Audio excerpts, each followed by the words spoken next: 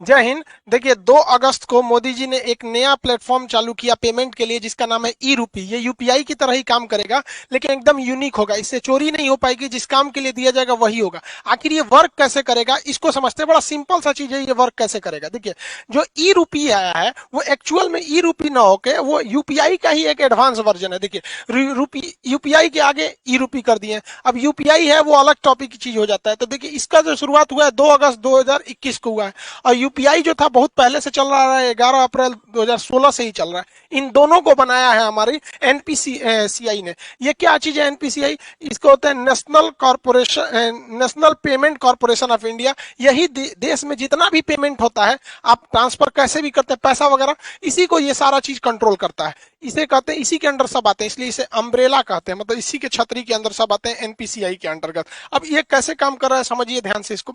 ये है, इसमें मैसेज या क्यूआर कोड द्वारा आपको एक स्पेसिफिक कोई भी सुविधा भेजनी होगी तो ये क्यूआर कोड द्वारा आएगा। क्यूआर का फुल फॉर्म क्या होता है? Quick response. ये बड़ी तेज रिस्पांस करता है। कहीं पेमेंट कटाना है, क्विक रिस्पांस तुरंत ये काट देता है। अब किसी के पास ही छोटका मोबाइल हुआ है ये वाला, अब इसमें क्यूआर कोड आएगा नहीं, तो इसमें एसएमएस जाएगा, शॉर्ट मैसेज सर्विस। ये एसएमएस के थ्रू आपको एक कोड मिल जाएगा। वो कोड जिसको दीजिएगा उतने बदले आपको वो सुविधा दे देगा। तो ये आता कैसे, अब ये कैसे काम करेगा इसको ध्यान से समझते हैं। जैसे अगर सरकार किसी को कंबल देना चाहती है, तो सरकार के पास पहले यही 2 ही रास्ते थे, या तो उसको कंबल दे या तो उसको पैसे दे। बीच में से थोड़ा कंबलों गायब हो जाता था, पैसों गायब हो जाता था। किताब देना चाहती है तो भाई कोई भी चीज, या कपड़ा देना चाहता है, खाना देना चाहती है, तो सरकार के पास यही रास्ते हैं। अगर सरकार खाना देगी तो कई तरह से घोटाला, लोग खाने का पैसा मार जाएंगे या खाने की क्वालिटी गिरा देंगे। अभी सरकार ने कहा था मास्क बांटने के लिए 20 रुपया की जगह पे 2 रुपया वाला मास्क बांट दिया था, 50 रुपया मास्क बोला था तो 2 रुपया वाला बांट दिया था। अलग अलग चीज में सरकार पहले देना कुछ चाहती है, वहां तक पहुंच नहीं पाता है, तो इसको ये पूरी तरह से खत्म कर देगा। क्योंकि ये स्पेसिफिक जिस पर्पज के लिए दिया जाएगा आप वही काम यूज ही कर सकते हैं, और जिसे दिया जाएगा वही यूज कर पाएगा। कैसे करेगा इसको समझिए। जैसे मान के चलिए ये एक किसान है भाई साहब, इनको, ये एक पर्सन है, इनको किस यूज के लिए सरकार पैसा देगी? सरकार ने इन्हें 1000 रुपया देना चाहती है कि आप जाके फर्टिलाइजर यूरिया वगैरह खरीद लीजिएगा। तो अगर इनको कैश पैसा दिया जाता तो कोई गारंटी नहीं थी कि वो यूरिया खरीदते कि कुछ और खरीद लेते। तो अब सरकार क्या करेगी, इनके मोबाइल पर 1000 रुपए का एक क्यूआर कोड भेज देगी। अब ये किसान सोचेंगे कि मान के चलिए, सोचा कि एक काम करते हैं, 1000 का यूरिया की जगह पे ना दारू खरीद लेते हैं शराब के दुकान पे।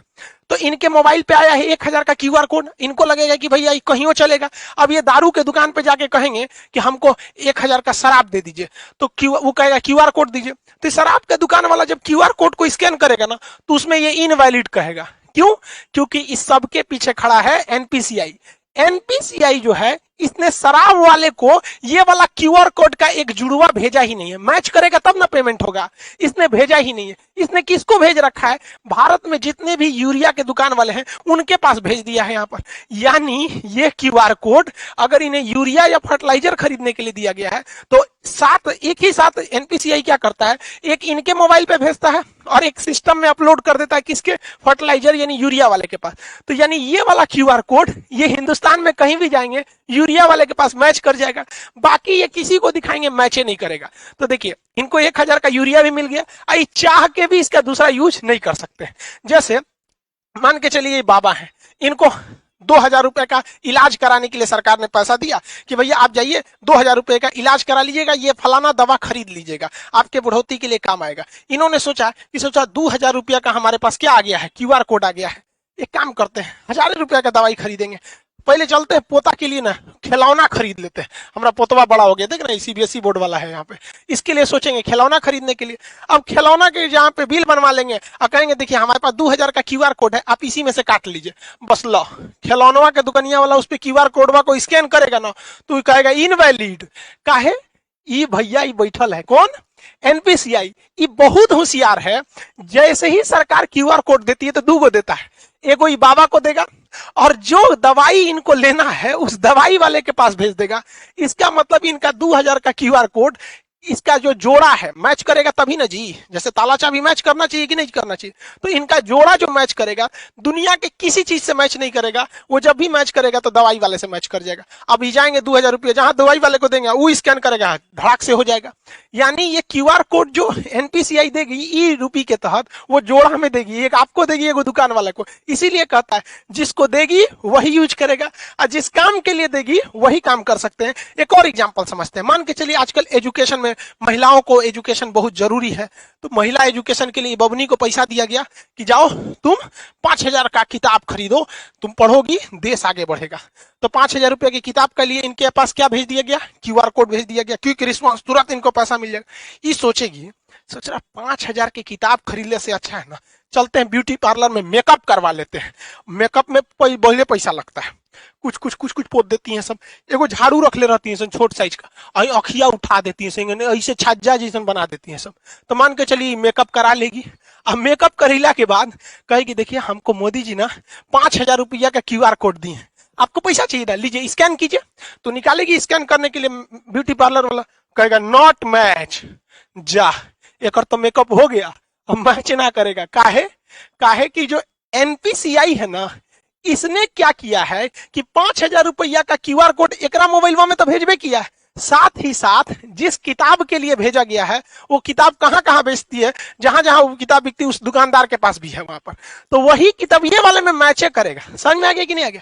दूसरा कोनो चीज में मैच नहीं कर सकता है, ये फायदा है। इसीलिए इसे कहा जाता है कि स्पेसिफिक पर्सन ही यूज कर सकता है और उसी काम के लिए यूज कर सकते हैं जिसके लिए इसे भेजा गया है। ये क्यूआर कोड जो है ई रूपी का, ये बनेगा कैसे? अब देखिए कैसे बनेगा, उसमें बैंक बनाएंगे, सब बैंकों की जिम्मेदारी है। अभी शुरुआत में कुछ बैंक है जैसे एसबीआई, एचडीएफसी वगैरह वगैरह, धीरे धीरे सारे बैंकों को इससे जोड़ दिया जाएगा।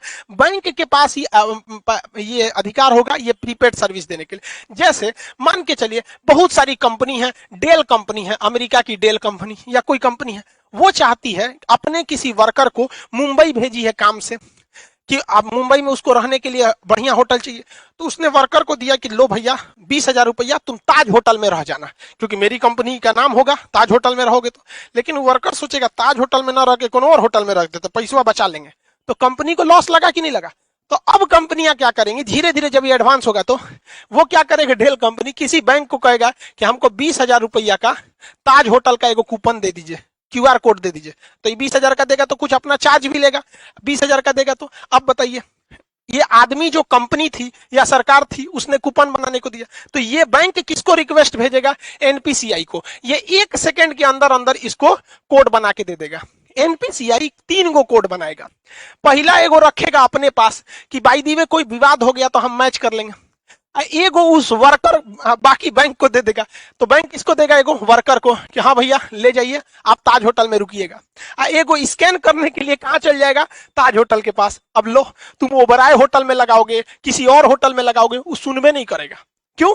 क्योंकि एक जोड़ा उस कर्मचारी के कहां पे था, वाउचर में दिया गया था मोबाइल में स्कैन करने के लिए। एगो किसके पास था, ताज होटल के पास, और एगो किसके पास है, एनपीसीआई के पास। कि बाद में कोई विवाद हो जाए कि ना मैच नहीं कर रहा है और कंपनी कहेगी ना ताजे होटल का ही है, मैच क्या नहीं करेगा, तो ये सुलझा सके। समझ में आ गया? इसके अलावा एगो ये अपने पास इसलिए रखता है कि मान के चलिए इसने भेजा और कर्मचारी आया ही नहीं, 1-2 साल तक नहीं आया, तो बाद में वो वाउचर बर्बाद नहीं ना होगा। तो एक फिक्स टाइम के बाद एनपीसीआई कहेगा अरे उसे ताज होटल में जाइए, नहीं रहा है 2 साल हो गया, एक काम कर जिसका है पैसा वापस कर दे, लो भैया।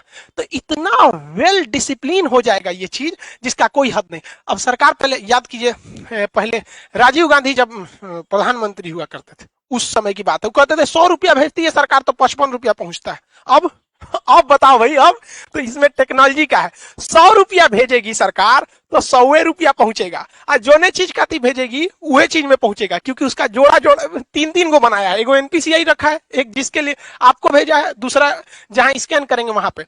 अब जैसे मान के चलिए किसी को, अब अपने इतना तो समझ ही गए, अभी सरकार ने कुछ मंत्रालय को इसमें किया है, आगे जाके सारी चीजों को इसी से जोड़ दिया जाएगा, वही काम ही आ सकता है। कई ऐसे डिपार्टमेंट है सरकार के जहां सरकार देती है पेट्रोल भरवाने का पैसा कि लीजिए फलाना अधिकारी हैं आप, पेट्रोल भरवा लीजिएगा 10,000 का और दौरा कीजिए गांव गांव में विकास हो रहा है कि नहीं। तो सर अधिकारी क्या करते थे, सब घर में सुतते थे सर, अब पेट्रोलों का पैसा बेच देते थे सर। अब सरकार ई ना करेगी, अब सरकार उनको 10,000 रुपया का पेट्रोल ना देगी, 10,000 रुपया का QR कोड देगी। लो बउआ तू 10,000 का QR कोड लो, और भारत के पेट्रोल पंप को भी वो QR कोड सेम दे देगी कि हमारा अधिकारी जहां आएगा पेट्रोल भरवाएगा, QR कोड दिखाए दे देना। अब अगर वो घरे में बैठल है, कैश पैसा आना नहीं है, टाइम के अंदर खत्म नहीं होगा, तो NPCI वापस पैसा सरकार को भेज देगा। अब लो, तो इसीलिए इसे कहा जाता है कि स्पेसिफिक पर्पज के लिए ही स्पेसिफिक इंसान ही यूज कर पाएगा। तो ये पूरा खेल चल रहा है NPCI के अंडर में, वो काफी मैच कर रहा है इसको। इसके और भी बहुत सारे फायदे हैं। पहला कि इसके लिए किसी भी तरह के नेट की जरूरत नहीं है, आपको जरूरत नहीं है, जो पैसा काटेगा उसको जरूरत है। अब मेरे पास QR कोड आ गया है, तो हमको क्या जरूरत है नेट कोड का, जो पैसा काटना है, जो दुकानदार है उसके पास रहना चाहिए, पर्सन के पास नहीं रहना चाहिए। इसके लिए किसी एप्लीकेशन की जरूरत नहीं है। पहले आप पेमेंट पैसा देते थे UPI के थ्रू या किसी के थ्रू, तो आपको कोई ना कोई, चाहे गूगल पे रखिए, पेटीएम रखिए, भीम रखिए, फोन पे रखिए, अब बड़ी ज्यादा था ससुरा पेमेंट ऐप, तो कोई ना कोई एप्लीकेशन की जरूरत है। ऐसा कोई अभी एप्लीकेशन की जरूरत नहीं है, आपके मोबाइल पे QR कोड आ जाएगा, रजिस्टर मोबाइल। दूसरा, इसमें किसी भी तरह के रजिस्ट्रेशन की जरूरत नहीं है। अभी क्या है, कोई मोबाइल से करना चाहता है तो फोन पे डाउनलोड कर लेगा, ले ससुरा KYC नहीं है, रजिस्ट्रेशन नहीं है, 20 गो झमेला है, इसमें कोई रजिस्ट्रेशन की जरूरत, कोई लिमिट भी नहीं है, कितना का QR कोड बनाना है, कितना, कोई दिक्कत नहीं है। अभी ये शुरुआती फेज में है, आने वाले 4-5 साल बाद ये बहुत ही ज्यादा बढ़ जाएगा। एक वक्त था, आज से 10 साल पहले लोग ATM यूज करने नहीं जाते थे। एगो बैंक का ATM था ससुरा, कौन बैंक का था, ICICI का था कि HDFC का, उसमें हम आज से 10-12 साल पहले ATM का कड़वा लगाए थे, तो अंदर लेके चल गया था, धक धक करने लगा था, सोचा हमारा कड़वा अंदर ले गया, देगा कि नहीं देगा। लेकिन आज देखिए ATM कितना फेमिलियर हो चुका है, तो धीरे धीरे ये भी काफी फेमिलियर हो जाएगा। अब आप समझ गए कि ये स्पेसिफिक काम में ही इसे यूज किया जा सकता है। आने वाले वक्त में सारे लोग अब ऐसे ही करेंगे। जैसे कोरोना में किसी को आपको खाना देना है, तो एक काम कीजिए, आपको मान के चलिए दिल्ली के लोगों को खाना देना है, तो आप क्या कीजिए, 1000 QR कोड बना लीजिए, और उस QR कोड का एक कॉपी तो NPCI के पास रहेगा, आपको दुइये को ना मिलेगा। तो आप क्या कीजिए, उस 1000 QR कोड को दिल्ली के होटल को दे दीजिए, और बाकी बचा को 1000 जनता को दे दीजिए। तो वो QR कोड कहां जाएगा, होटल में, खाइबे करेंगे, बाकी तो पैसा मिलेगा नहीं। तो जिस काम में जाएंगे अब पैसा वहीं यूज होगा।